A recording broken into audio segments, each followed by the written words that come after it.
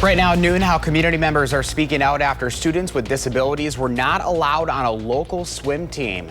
Plus, the Trump administration's border czar talks about their new immigration enforcement operation, what concerns they have within the immigrant community, and allegations of profiling.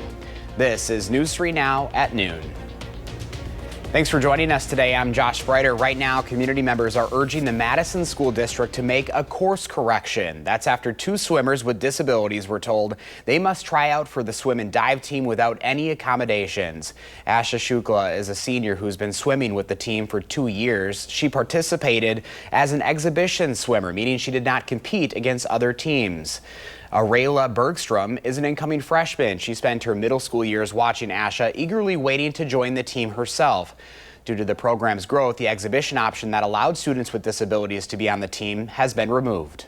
So suddenly, Asha, on her senior year, was off the team that had welcomed her for the last 2 years. As an exhibition swimmer, I swim alongside, but not against my teammates without any disabilities.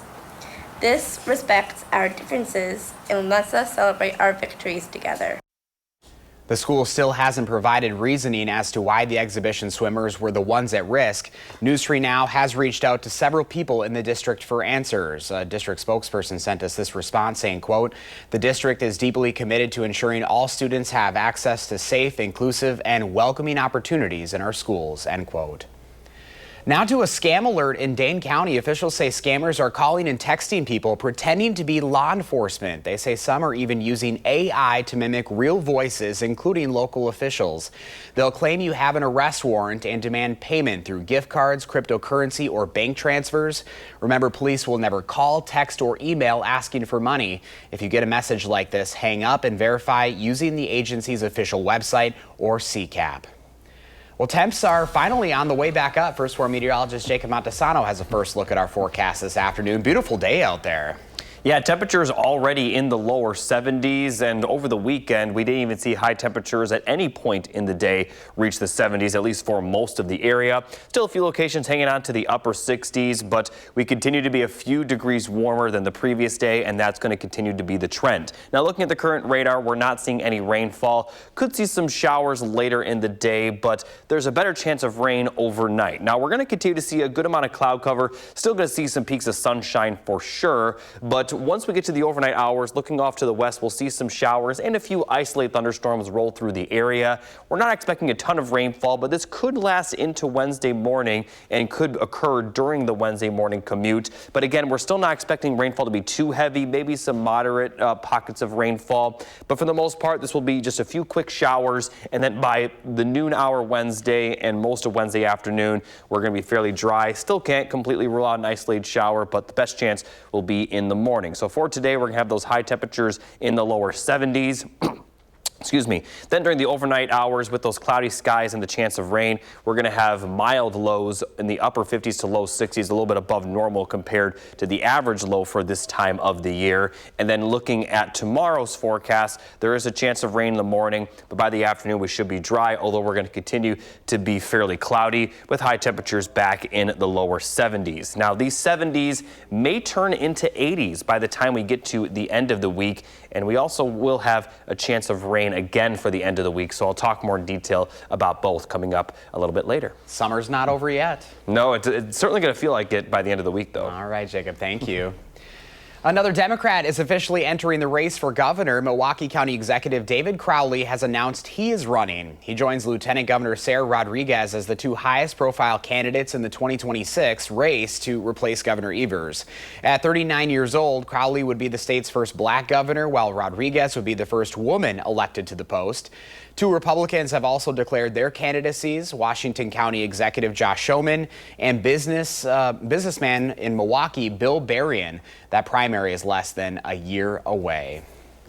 The Supreme Court is giving the Trump administration clearance to move forward with roving immigration crackdowns. That includes Chicago, where the government is launching Operation Midway Bliss to round up suspected illegal immigrants. Here's Natalie Brand.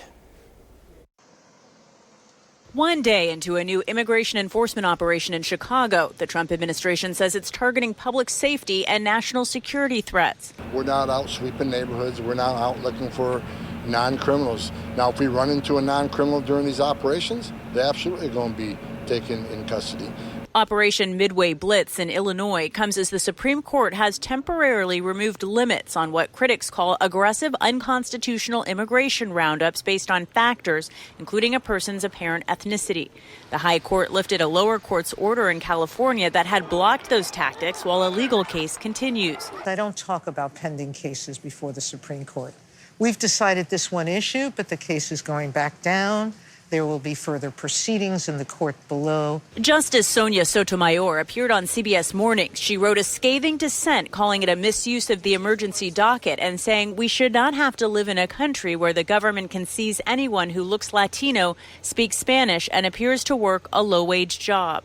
To community members and leaders who are worried about profiling, what do you say? All these stations aren't racially profiling. The law says you've got to establish reasonable suspicion to detain and question somebody. And I think the men and women, ICE and Border Patrol, are doing exactly that. And I think the Supreme Court disagreed with us. The Trump administration says it will continue to crack down on sanctuary cities.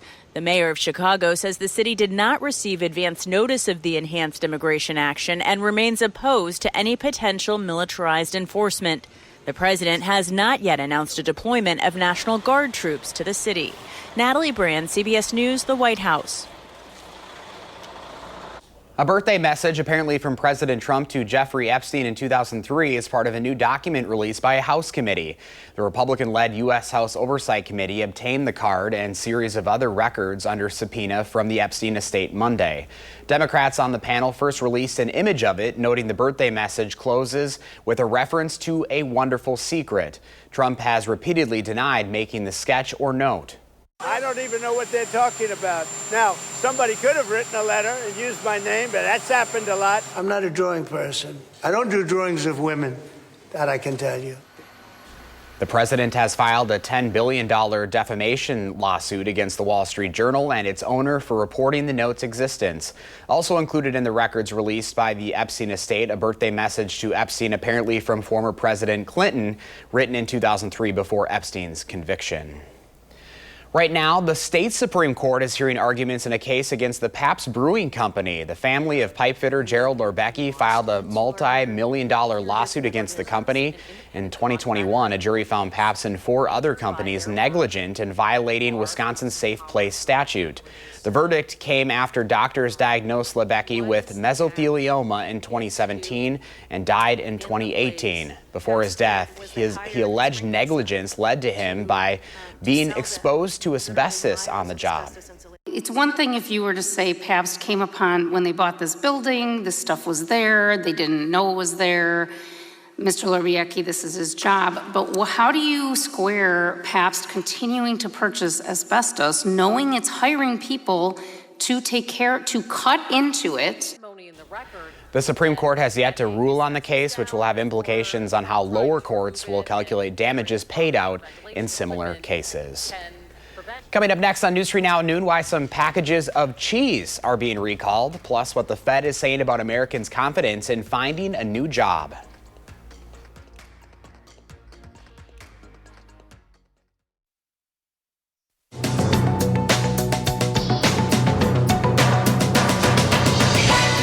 Americans' confidence in finding a new job has dropped to a record low, according to the latest report of consumer expectations from the Federal Reserve Bank of New York. The average perceived probability of finding a new job after losing one fell to just over 44% among the heads of households surveyed. That's the lowest measure ever on record since the New York Fed began collecting data in 2013. It comes as a recent CBS News poll showed that just 36% of Americans believe the economy is good.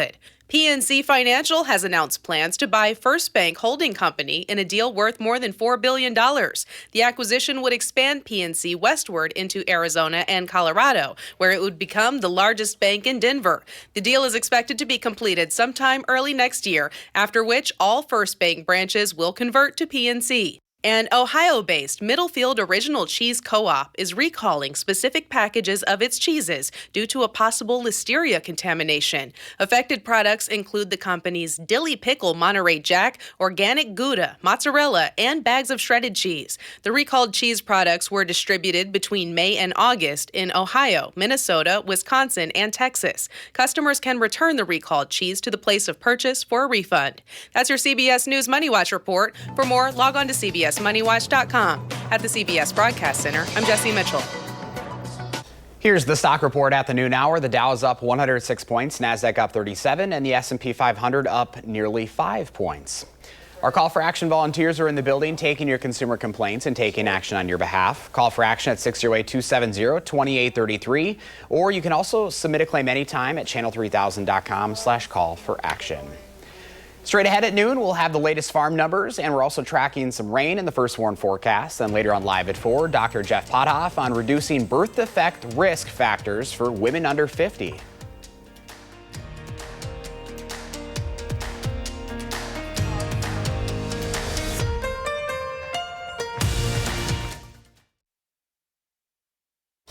Pam Yankey's out of the radio barn today. She'll be back tomorrow, so here are your farm numbers.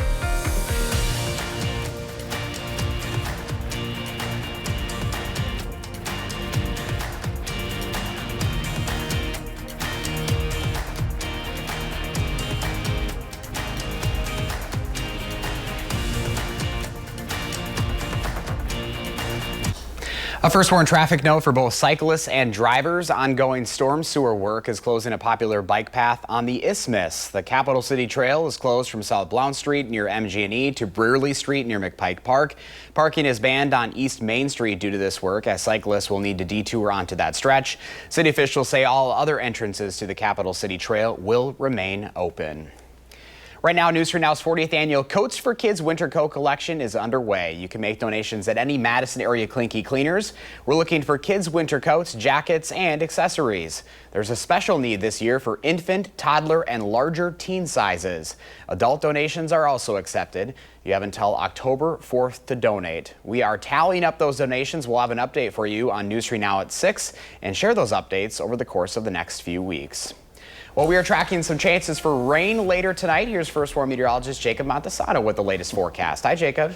Hey, Josh, here's a look at the 3 things you need to know. We are going to continue to see 70s this week with possibly some lower 80s by the time we get to the end of the week. And in general, we're not going to see a lot of rainfall over the course of the week. We do have a chance of rain tonight into tomorrow, but we're not expecting much, maybe a little bit more by the end of the week.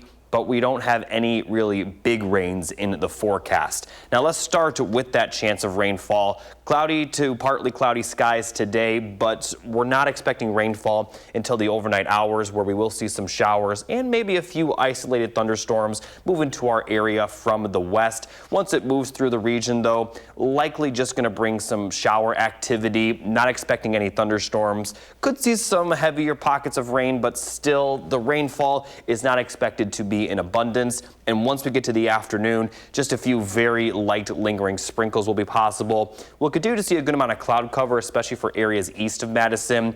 But as far as rainfall goes, the best chance will be in the morning. And then once we get to Wednesday night and then Thursday is looking very dry. And that's going to continue for Friday, with the rain chances increasing once we get to Friday night and for Saturday. But right now we are not expecting a ton of rainfall from this system. Still keeping an eye on it, but we could see a few storms from this. Right now the severe weather risk, though, does look to be very low. Now let's talk about the temperatures. Current temperatures right now in the lower 70s. They're going to be in the lower 70s for the rest of the day. And once we get to the overnight hours, we're going to see those cloudy skies kind of keep the temperatures a little bit warmer than the last couple of mornings. This morning certainly wasn't too bad at all, but upper 50s to low 60s will be the low temperatures compared to the low 40s we saw over the weekend. Certainly better than that. And for tomorrow, we're going to have a very similar forecast by the afternoon. Again, we'll have that chance of rain early, but by the afternoon, partly to mostly cloudy skies. Just a few very small showers here and there for the afternoon hours with high temperatures in the middle to lower 70s. Now from there, the temperatures really are expected to warm up as we're going to have upper 70s to low 80s in the forecast Thursday, and then possibly middle to lower 80s by the time we get to Friday and Saturday. Now after that, we are going to see those temperatures fall a little bit for next week, but we're still expecting highs in the 70s. And compared to this past weekend, where the highs were in the 60s, this is still going to be a lot warmer than that. But these middle to lower 80s will easily be above normal. And it looks like they'll be a little bit above normal to start next week as well. Now, before I show you the full 10-day forecast, for those of you that may have forgotten, the Packers game is this Thursday. Quick turnaround. It is going to be obviously in Green Bay with very nice weather once again, clear skies, maybe bring a light jacket, but for the most part, we are not expecting much in the form of rain, pretty much a 0% chance of rain Thursday night in Green Bay. That's also the case here in southern Wisconsin. Again, this is Thursday at 7:15 p.m. versus the Commanders. Now, here's a look at Madison's 10-day forecast. We are going to see a lot of very nice days, kind of another taste of summer. I can't say for sure if this will be the last, 80-degree stretch of weather, but it certainly will become less and less common as we go throughout the month. And then once we get to October, it will be very uncommon. So if you like these 80s, definitely take advantage of them. Fortunately, it does look like it could rain on Saturday, but still going to be warm for Sunday, and obviously Friday may be just as warm as Saturday. So we're going to go from fall-like to summer-like, and then eventually probably going to go back to fall-like as we head towards the end of September. But the 10-day forecast still shows even the coldest days still pretty easily in the 70s. Yeah, that time of the year we try to bottle up every day because you never know when it's going to be the last time. Yeah, this is the time of year, those transition seasons where the weather just goes back and forth all over the place. Fall in Wisconsin. All right, Jacob, thank you. Hey, the Milwaukee Brewers are nearing the end of their regular season with the best record in baseball, and you can watch them tonight on our sister station, Television Wisconsin. The Crew are taking on the Texas Rangers again. The Rangers beat Milwaukee 5-0 in Game 1 of the series. First pitch tonight is set for 7:05. Only 17 games remain in their regular season, and the Brewers still have the best record in all of baseball. It reminds us of a time decades ago when the Brewers united not just Milwaukee, but the state. Tonight after the game on TW, you can watch the documentary Just a Bit Outside, the story of the 1982 Brewers and their ragtag rise to fame that brought a city and state together. It's about this kind of unique melding between the city and the state, and this team of real characters, guys that I don't know that we see anymore, kind of outcasts, kind of free spirits, but then also amazing ball players. And it's the kind of roller coaster journey of their entire season that takes them to Game 7 of the World Series. Again, that documentary will air right after the Brewers game on Television Wisconsin. That is 3.2 over the air. The Girl Scouts are unveiling a new cookie for the upcoming season. It's called Explore Mores. The new chocolate cookie has a creamy filling with notes of chocolate, marshmallow, and toasted almond flavored cream. Like the Girl Scouts' other cookies, they'll be sold online and in person by local troops. Earlier this year, the Girl Scouts revamped the cookie lineup, announcing the discontinuation of the s'mores and Toastier cookies after several years on sale. Nearly 700,000 Scouts take part in the cookie sale every year. After the break, we'll see what Howard's working on in the Mr. Food Test Kitchen. It's day 2 of our back to school week, and today we're focusing on a dish that's perfect for those busy nights. It's day 2 of our back to school week, and today we're focusing on a dish that's perfect for those busy nights when it seems like everybody needs to be at a different place at a different time. So no matter what time your troops show up for dinner, this all-in-one favorite is always welcome. The first thing we do is brown a pound or so of ground beef along with some crumbled Italian sausage and a few seasonings. While that finishes up, we combine a jar of spaghetti sauce with some cooked white rice. Half of this goes into a baking dish, and we top it with half the meat mixture. Some sliced mozzarella goes over that, and we sprinkle on some Parmesan cheese. We'll repeat the layers one more time, and into the oven it goes until it's heated through and the cheese is melted. When you bring this to the table and they ooh and ah at all those meaty, cheesy layers, you'll understand why this has become a test kitchen favorite. To get the recipe for our beefed up rice casserole in time for back to school, or just because it looks so good, visit our website. I'm Howard with Kelly in the Mr. Food Test Kitchen, where today we found an easy, cheesy way for you to say, ooh, it's so good. Here's Jacob with a final check of your forecast. Thanks, Josh. 70s for highs are going to continue the next couple of days. We will have a small chance of rain tonight into tomorrow. Not going to see a ton of rainfall. And then after that, we're going to see those temperatures continuing to warm up. Highs will be in the 80s for Friday and the weekend. Still going to be warm after that, but it will fall just a little bit with highs back in the 70s. All right, Jacob, thank you. Thanks for watching today here on News 3 Now at noon. Coming up next is The Bold and the Beautiful. Our next newscast is live at 4. And a reminder, you can always find us streaming 24/7 on Channel 3000+. We'll see you next time.